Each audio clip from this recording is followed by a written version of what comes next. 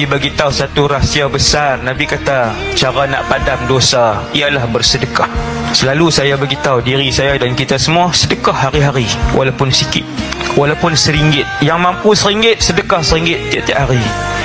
Niat dalam hati nak dapat redha Allah waktu sedekah, nak dapat redha Allah, nak tiru sunnah Rasulullah yang banyak sedekah.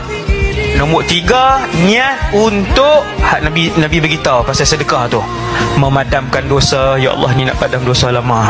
Ya Allah, yang ni nak hilangkan murka Allah ke atas diri aku. Ya Allah, ni untuk kesembuhan sakit siapa-siapa.